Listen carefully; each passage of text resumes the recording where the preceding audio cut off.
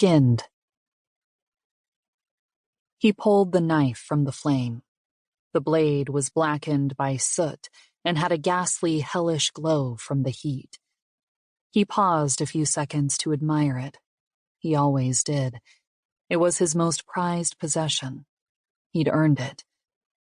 His other prize lay on the ground. Her feet were bound at the ankles, wrists bound behind her back, and cloth shoved into her mouth with duct tape over her lips. She was going to scream. They always did. He could appreciate the muffled noises she would make. Slowly, he walked toward her, the glow of the knife fading with each step he took. He picked up the rope that bound her ankles. Her perfect, smooth, manicured feet were in front of him. This was the starting point. With the care a mother takes washing a newborn, he slid the knife into her skin. Her cries, muffled by the cloth and tape, filled him with a feeling of euphoria. It was a high that very few people could understand. The knife moved easily through her skin. It seared the vessels, letting almost no blood seep from the wound. It took only a few minutes to completely remove the skin from the bottom of the first foot. He took a propane torch and reheated the knife. When he feared it would start to melt, he turned the torch off. Just as gently, he slid the knife into the skin of her other foot. This time, the cries were louder, despite the gag. Tears flowed down her cheeks. He was an expert at this. A few gentle but solid movements, and the skin on the bottom of the other foot came off. He turned the torch back on.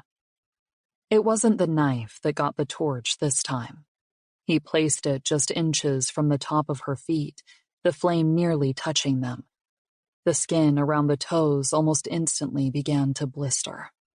Her screams intensified. He knew from experience she was on the verge of passing out. He turned the torch off. He didn't need the knife for this part. He took hold of a flap of skin that had crisped up under the heat and pulled. It peeled easily, revealing muscles, tendons, and ligaments.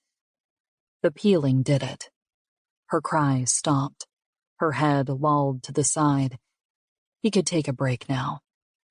He sat down on the ground next to her and lit a cigar. He waited. As the ash grew longer, he flicked it at her. After smoking the cigar, he got back up. His break was over. He attached a carabiner hook to the rope that held her feet. The other end lay on the ground at his feet. It was already looped over the branch of the tree. With one swift motion, he hoisted her up. Her hair brushed the ground. He attached the free end of the rope to a stake in the ground. The torch was turned back on. The knife was reinserted into the flame. This was the part that took the most skill. He started just below the rope around her feet.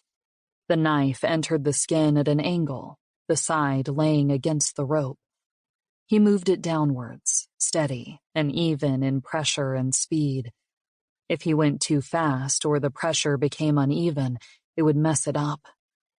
Tenderly, he held the skin as it detached from her leg. He managed to get all the way to the knee before having to take it off. He put the skin on the ground and began again, this time on the back of the leg. For several hours, he worked carefully. Moving with precision, he meticulously removed her skin. Sometime during removing it from her torso, she had died. He had watched the moment, felt he had seen her soul flee from her mangled corpse. She had been fun. Gently, he picked up the discarded skin.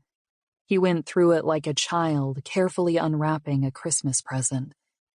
Each piece was laid out on the ground around her hanging corpse, each one delicately selected to create a symbol on the ground. His symbol, a bow and arrow. When it was done, he snapped a quick picture with his iPhone. The sun was beginning to come up. He left the torch next to the stake, cleaned his knife with a bottle of